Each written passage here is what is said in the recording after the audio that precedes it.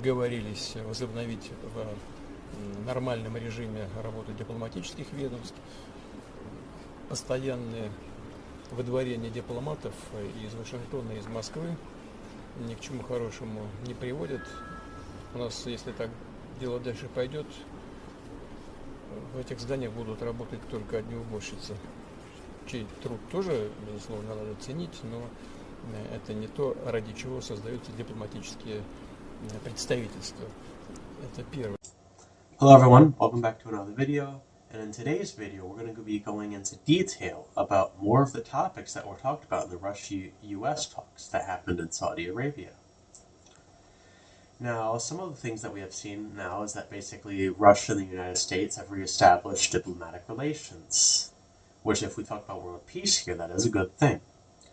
We've seen that with the diplomatic relations is that now the embassies have been recovered now in Russia and the United States, with both ambassadors of each country also meeting in Saudi Arabia, which is a pretty big deal.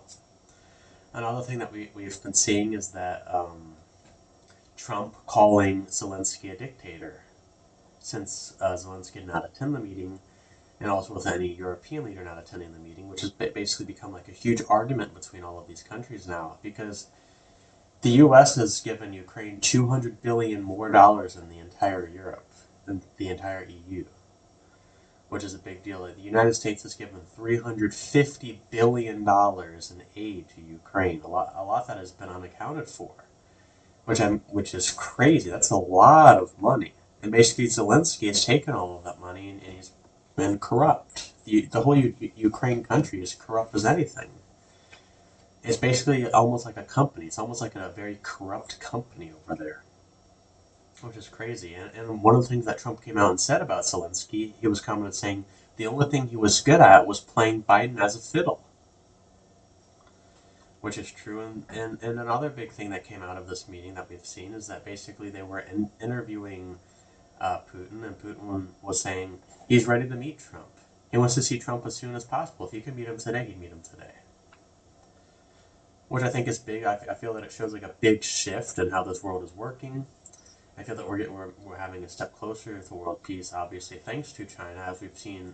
Foreign Minister Wang Yi was at the United Nations yesterday, and the topic was world peace.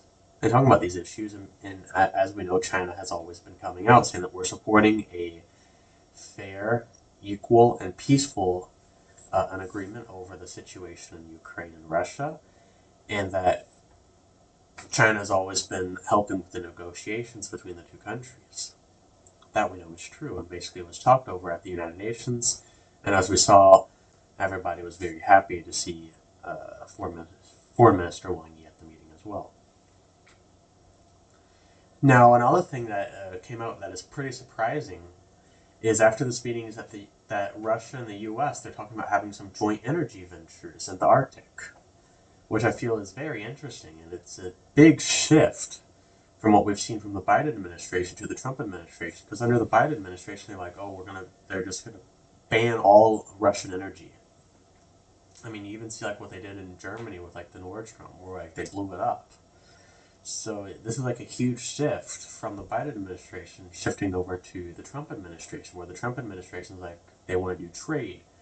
They want to have deals with Russia. So, I mean, it's very interesting to see this huge 180, even a 360 shift between these two administrations here, now willing to work with Russia. Which and to some people, it'll be very surprising. Some people won't be surprising, because some people will be like, well, the U.S. changes every 4 to 8 years. You'll have one leadership that's like, oh, they're good friends with this country. The next time they're bombing them.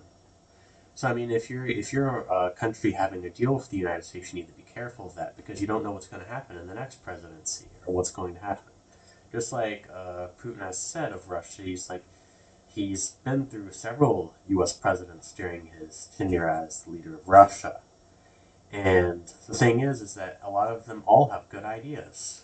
But whenever the people with the black suits come in, and they start stealing, which is basically the global elites that they're talking about, they do not let those ideas become reality. which I believe is true as well, because you see like what the United States has done to China over the past years. I feel like that it's completely illogical. I believe that it's definitely these elites that are basically playing a hand on a lot of this stuff, because there's completely no reason to go against China. I mean, you see all these crazy claims that are being done by the United States, where they're talking about farmland, talking about how China's buying up farmland. Like the country China's not buying up this farmland. Sure, there are Chinese people that are buying up that land, but that should be their. The United States is saying that they're an acre for freedom, so anyone should be free to buy what they want if they have the money for it. Again, this is not the Chinese government buying it, but it is Chinese civilians that are buying it, and some of them are even U.S. citizens now, or different country citizens. So I mean, it's insane, absurd things that they're going over. Like, look at the situation with TikTok. They were going after the CEO. He's a Singaporean. And they're saying, no, you're Chinese. No, you're Chinese. And he's like, no, I was born in Singapore. I'm from Singapore. So, I mean, the way that things are working now is crazy, and I believe that they need to have a quick fix to all of this. But anyways, we're going to end off the video here for today. Make sure to like and subscribe, and leave a comment. Thank you.